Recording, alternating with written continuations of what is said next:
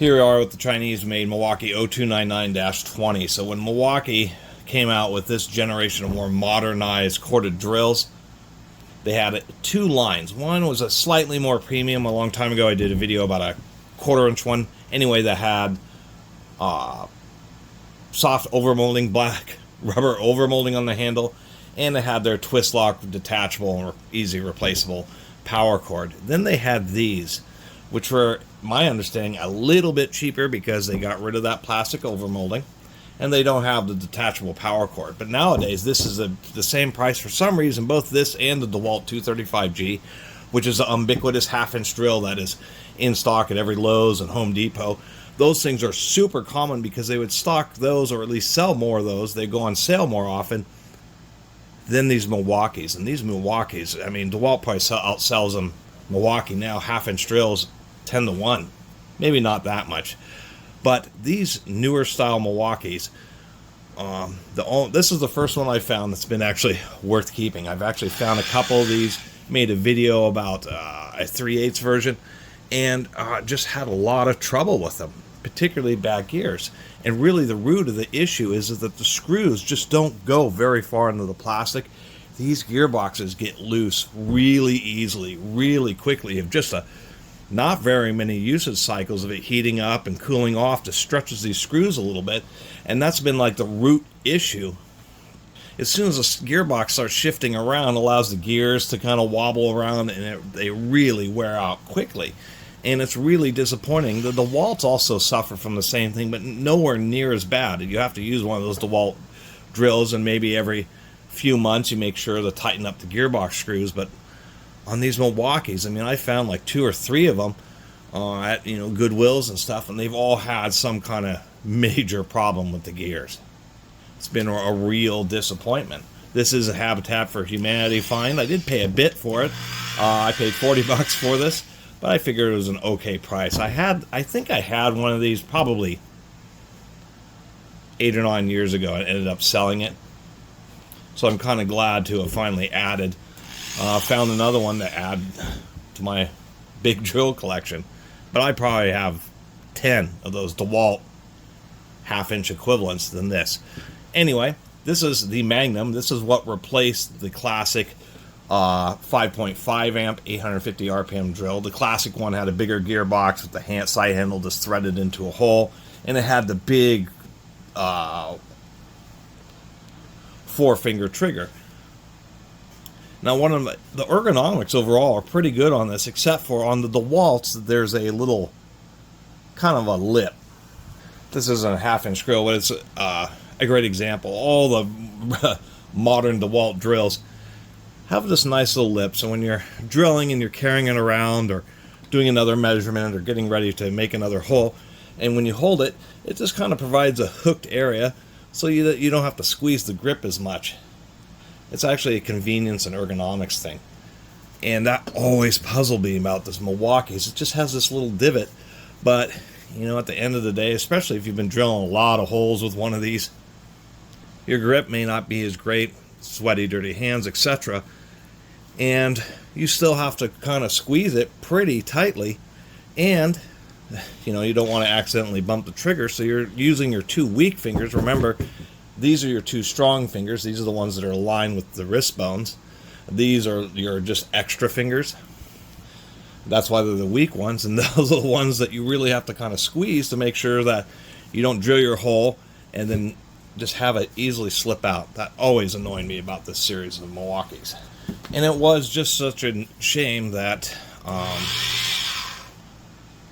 they just had they actually were lesser drills than the old ones. They have more power, more mechanical torque, mainly because they're running an 8 amp motor. You can barely see, it's a metal logo, but it's all laser etched, and you can barely see it.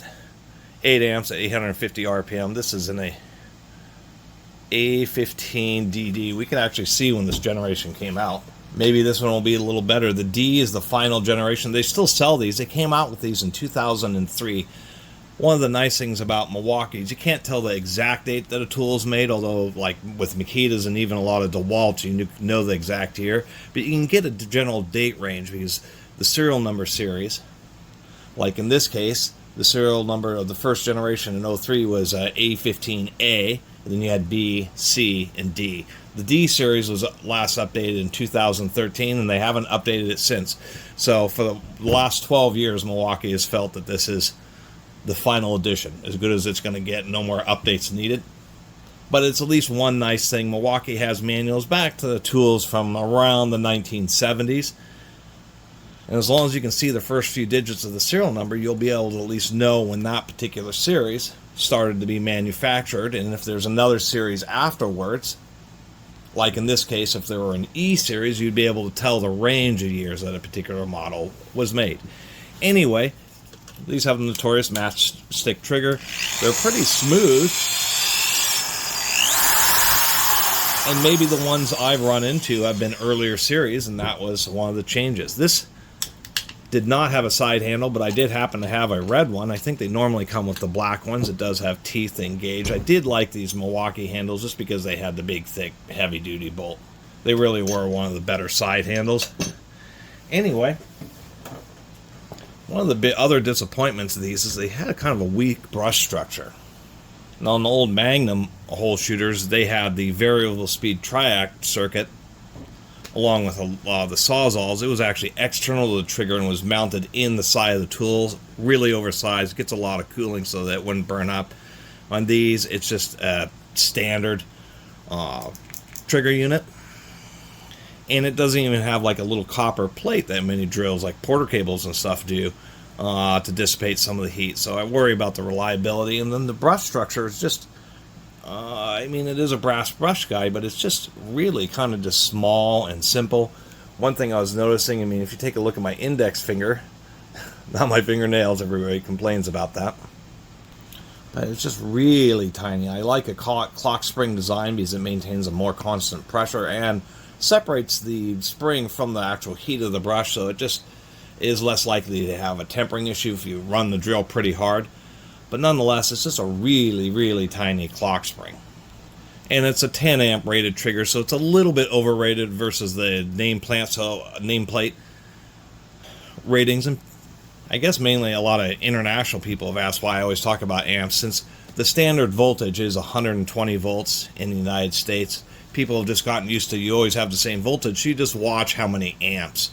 And it just hasn't been common to rate things in wattage when it comes to things like portable power tools. Some manufacturers, like particularly Hitachi, have tried to change that by just worldwide, even in the US, just putting the wattage on there. But the nameplate wattage, of course, it's a 960 watt nameplate motor. Now, the most modern Type 7 DeWalt's, and I actually just got one of those, they've upgraded them to the DeWalt's are an 8.5 amp motor at 1,000 RPM, where Milwaukee is just always stuck at the 8 amps at 850 RPM. And it's obviously that they haven't fixed it because, you know, one of the issues is these are plastic rated screws, but they're not known as, or what's known as Plastite screws. Plastite screws have a inner leave thread, a low thread, and then a really thick thread. And these things are just pretty short. And it's just, it's a notorious issue with these. It's really pretty unfortunate. Here we go. So here are the original screws. Plastites are like this. They're real obvious. And they're a lot more expensive because they have a special die to cut those interleave threads, and you can see the extra set of super long ones. And you know, when they got bought out by the Chinese, it was one of the things that they did is they really cheapened out on fasteners. And so just having this fastener with just its really shallow threads, they just get loose. So I'm going to swap it out. I always keep all my old screws because you can have, you know, just a little bucket and it can have just so many screws. And they just come in handy. So every tool or everything I ever take apart, I always keep all the screws. And it's just been so many times that it's come in handy. I did find some other, like, a little bit thicker, heavier duty screws, such as these right here. But I think their diameter may just be just a bit much. They may just be big enough to risk maybe cracking. So I think I'm going to swap them out with these Plastites. Anyway, did this to look at the gears. I mean, it still is all ball and needle bearing construction. And at least 12 years ago when they built this drill, people always, a lot of times say, put too much grease in. This is one of the things that did set Milwaukee apart, and this is when they were still doing it. Look, they just pack the gearbox with grease. A lot of manufacturers chintz out on it due to cost, due to weight, and people will complain about oil seeping and getting an oil sheen on the outside of their tools, not really understanding that's the nature of tools and gears and all that kind of stuff, is they're going to need grease. Grease is oil that's emulsified in something gelatinous, and it slowly seeps out of that emulsification, coating whatever you're trying to lubricate. Milwaukee's part of their, I mean, and they've done this for a long time. I think most of their company's history, they just realized you can just put in extra grease. It's a little bit heavier, a little bit more expense, but can really make a difference on how long gearboxes last, just having that extra reserve of lubrication. So that's one of the good things they were still doing in this. It was just these terrible switch out to the screws. We do see that this is a grounded tool, so this is the little grounding peg that comes in, ends up connecting to the gearbox in a little hole right there. These two holes, and this is something Milwaukee's been pretty good about, is it does have two alignment pegs, so when you take apart the gearbox and put it back together, this diaphragm maintains perfect original clocking or alignment. That way this gear doesn't get tilted or rocked back and forth.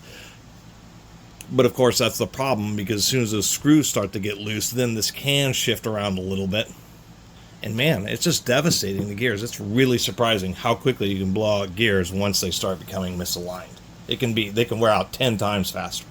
And of course our cork gasket. So besides just getting better quality screws like those Plastites, another thing is really seeing a lot of times these holes will be over drilled by like the next screw size up. So I just have a real thin screw here that can sink down to the bottom of the hole.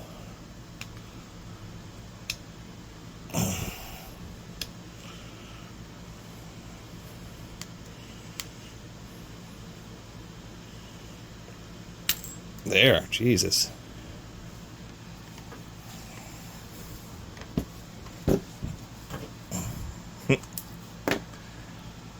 And I checked all three holes. Here's the original screws, and if we compare to that black line, we can see that the holes can take a screw that's almost a 1/4 inch longer, 5 millimeter longer screw.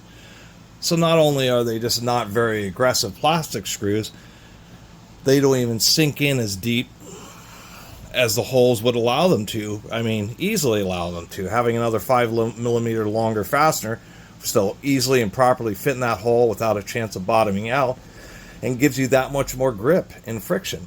And it's like crazy. I mean, they charge $170 for this drill, and if it still uses screws like this, it's just ludicrous. It's why put the effort, and especially the name like a Milwaukee Magnum, and then just have what would really be considered just like just a gross under specification, like a design defect. Such an expensive tool to have so many issues. And it's like, look at my video diagnosing gears on a Milwaukee drill.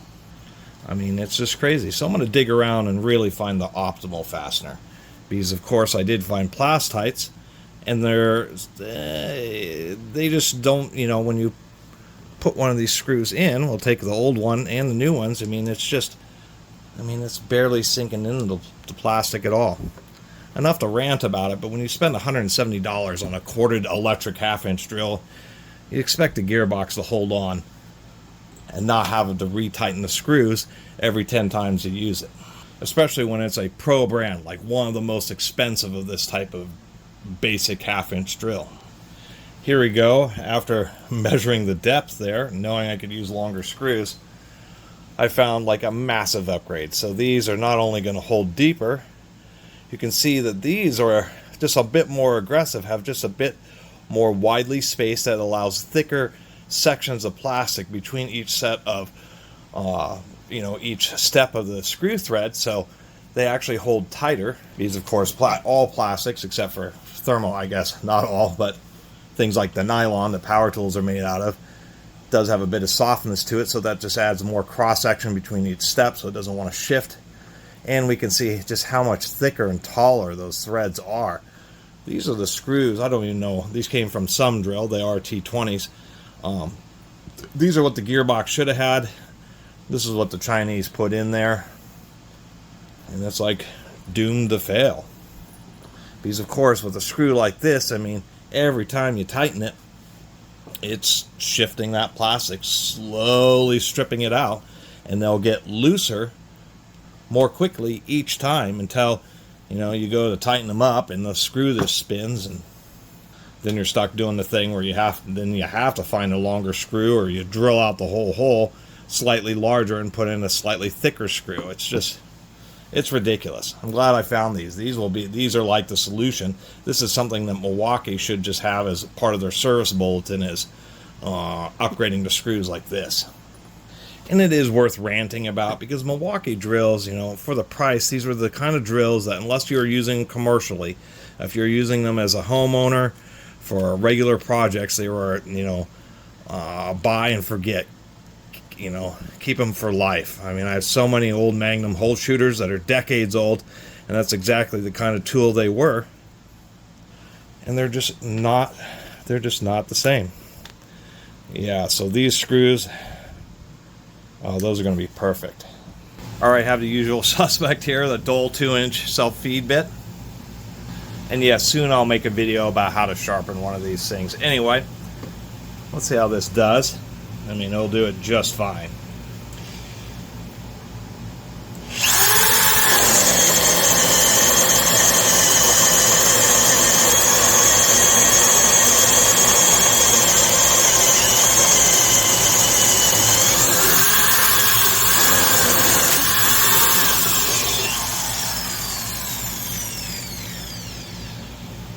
I mean, that's a beautiful sounding drill, just really nice sounding gears. I mean, everything else about this tool is just so nice. It was just like, how'd they have such a colossal screw up of everything else being designed and built? The brushes aren't great, but just how smooth the gears are and the power and all that. They have some crazy Achilles heel, like, oh, we'll just put in some super cheap screws, that way the gearbox will get all loose and they'll blow out their gears every year or two, and